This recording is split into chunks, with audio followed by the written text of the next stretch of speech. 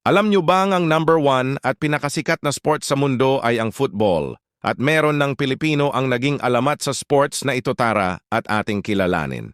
Si Paulino Alcantara ay isang Filipino-Spanish football legend na kilala bilang El Romperredes, the net breaker, at siya ang kauna-unahang Asian na naglaro sa isang European club. Siya ang unang superstar ng FC Barcelona, nakapagtala ng 395 goals sa 399 games, isang record na tumagal ng 87 taon bago nalampasan ni Lionel Messi. Siya ay ipinanganak noong Oktubre 7, 1896 sa Concepcion, Iloilo, Philippines at pumanaw noong Pebrero 13, 1964. Sa Barcelona, Spain, edad 67. Siya ay striker, forward, at may bansag na El Romperredes dahil sa lakas ng kanyang mga tira. Siya ay naglaro sa FC Barcelona sa edad na 15 years, 4 months, 18 days.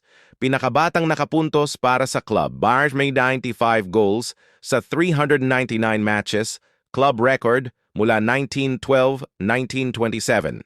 Nanalo ng 19 major trophies kabilang ang FIMPOG Copa del Rey at 10 Catalan League titles. Siya ay naglaro sa Philippines national team, naglaro noong 1917 Far Eastern Championship Games sa Tokyo. Tinulungan ang Pilipinas sa pinakamalaking international win, 15-2 laban sa Japan. Sa Spain national team, naglaro ng 14 matches, nakapuntos ng 19 goals, 1921-1923. Siya ay nagretiro noong 1927 sa edad na 31 upang maging doktor. Naging direktor ng FC Barcelona, 1931-1934. Sumali sa politika at militar sa panahon ng Spanish Civil War. Noong 2007, kinilala ng FIFA bilang pinakamahusay na Asian footballer of all time. Si Alcantara ang unang global football icon mula sa Pilipinas na nagbigay inspirasyon sa mga susunod na henerasyon ng mga manlalaro. Hanggang ngayon, siya pa rin ang simbolo ng potensyal ng Filipino athletes sa international stage.